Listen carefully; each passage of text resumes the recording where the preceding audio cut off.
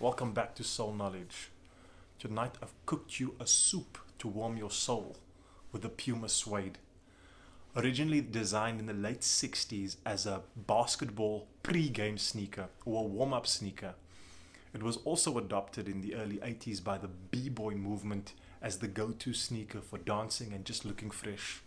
But tonight we discuss the role played by the Puma Suede in the 1968 Mexico Olympics in the world's most memorable Olympic medal podium.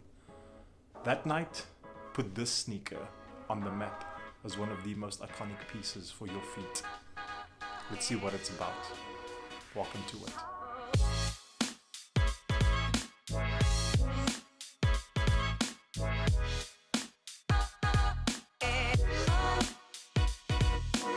Thank you so much for all of the love shown to Soul Knowledge. Thank you for all of the likes, the shares, the follows.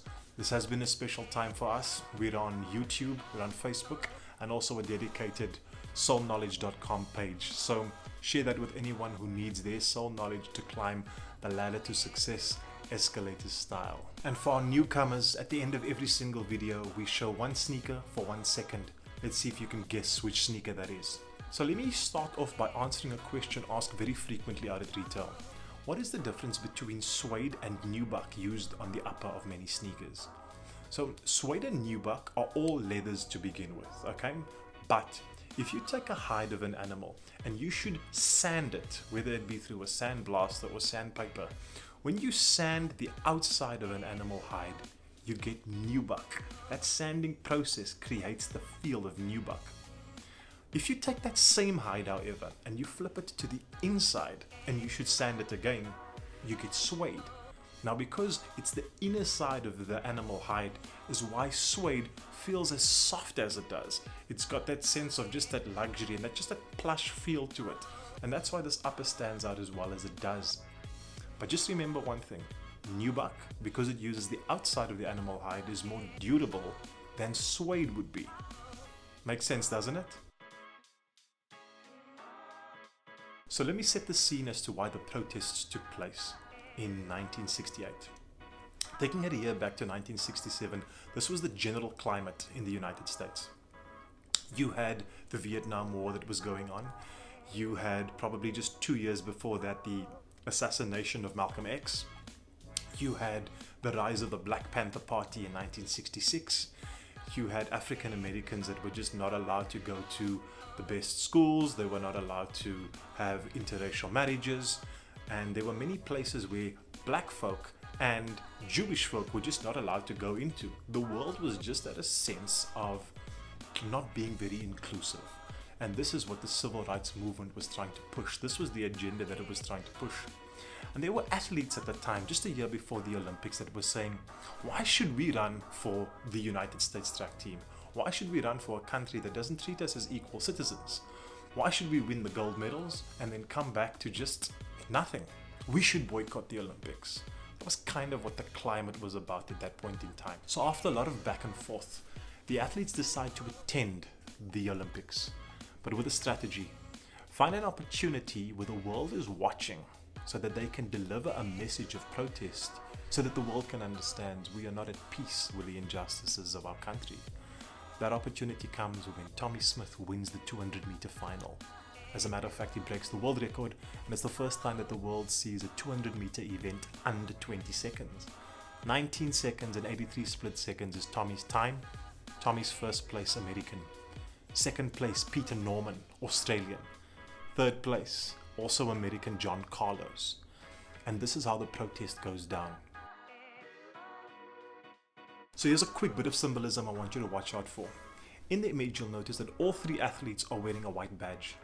That white badge reads, Olympic Project for Human Rights. And it is a badge brought in by the American team and worn by athletes who were in favor of an Olympic spirit that was inclusive to all.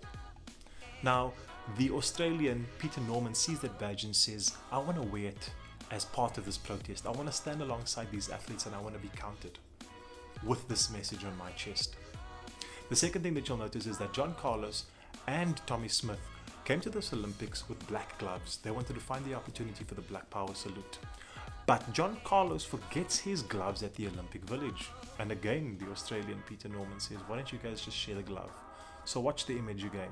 One athlete with his left hand up, the other one with his right hand up. John Carlos also wore beads to represent the lynchings which took place in the United States. And now back to the Puma Suede. These athletes did not wear this on the podium. They kept it in their hands. On the podium, it stood alongside them while they stood barefoot.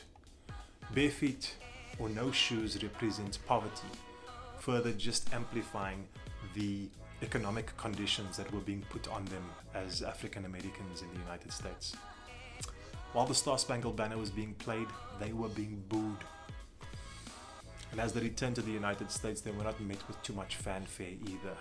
They were regarded as pariahs. They continued serving their time dealing in favor of just black freedom and just better human rights for all.